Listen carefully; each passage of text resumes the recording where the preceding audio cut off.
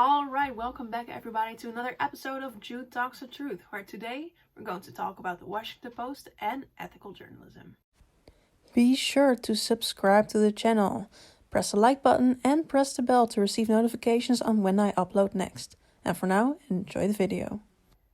Now, this video has been requested by a member of the channel called Joe Mama's B-word, who commented on our last video. What in the F word are journalistic ethics? Never heard of it, and so it seems most news outlets.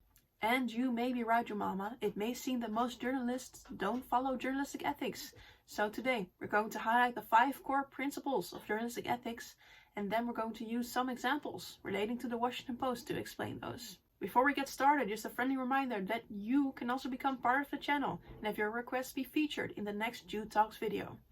Alright, let's break this down. So, the 5 core principles of ethical journalism are truth and accuracy, independence, fairness and impartiality, humanity, and accountability. Now, the first one, truth and accuracy. What does it stand for?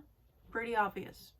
Basically means that as a journalist, you always seek out the truth, and you make sure that it is accurate. You double check your sources. You make sure that what you uncover is the actual truth.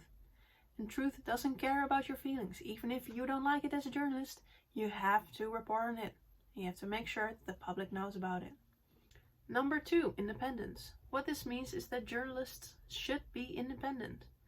What this means is that journalists should not act according to their political affiliation. So, if they are a Trump supporter, if they are a Biden supporter, they should not reflect this in their articles, especially when they're talking about the presidential opponent.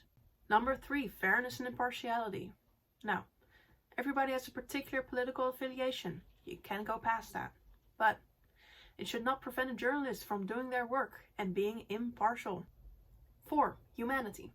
Now, facts don't care about your feelings. That is the truth. But you have to make sure that you know that anything you could publish as a journalist could mean harm for other people. And the last one, accountability.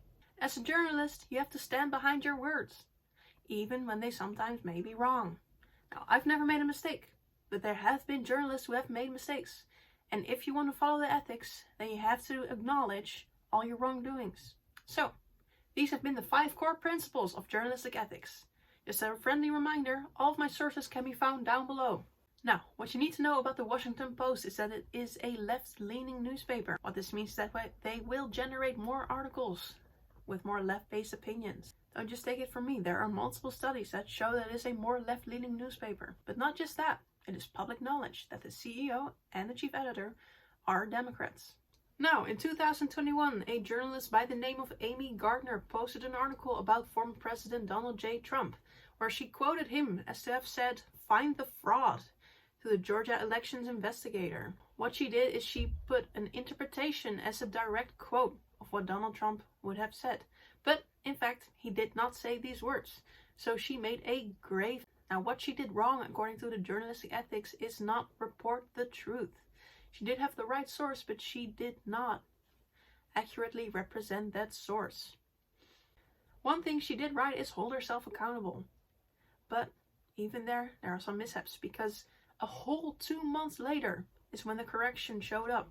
The title was changed, and if you look at the Washington Post now, you can see a little correction at the top of the article, relaying what has happened in the past. Now, the next Washington Post employee was a glowing example on how to act independent and impartial. The 2nd and 3rd core principles. We're of course talking about Jamal Khashoggi, who was born in Saudi Arabia but did not let that stop him from criticizing the country. He was an advisor for the government and a close friend of the family, but his criticisms of the family, and in particular its crown prince, got him exiled out of the country. However, this did not stop him from reporting on what the crown prince did and all his shady dealing. He became the Saudi Arabian specialist in the Washington Post, writing a monthly column, but eventually his criticism led to his death. He wrote in his columns that he feared that he would be killed if he ever stepped foot back in Saudi Arabia, but this did not stop him from writing more articles. Unfortunately, it did happen that he was killed in 2018. His remains have still not been found, but his legacy still lives on. Now, the Washington Post is of course most known for its involvement with the Pentagon Papers and Watergate. Both of those reportings have been made into a movie. And of course, there's the famous quote, "Follow the money." Two particular journalists were so inspired by this quote that they created the organization Follow the Money. This organization is based in the Netherlands. They have since branched out into further Europe, but they are made up of individual journalists who investigate particular cases. Kind of what I do. Now, in 2017, Follow the Money posted an article about Henry Keizer, the chairman of the most prominent political party in the Netherlands. They accused him of self-enrichment when they found out that he bought a company for 12 million euros. A company that was estimated to be worth over 30 million. On top of that, Henry Keizer received a bonus after buying the company, a bonus of 12 million euros. Suspicious activity, if you tell me. The selected articles that they've published about Henry Keizer received an award for Best Investigative Journalism of the Year. This led to him stepping down as chairman of the political party. What is notable is that he did this before there could be any internal investigations done to see if he spent any of his private money on the political party itself.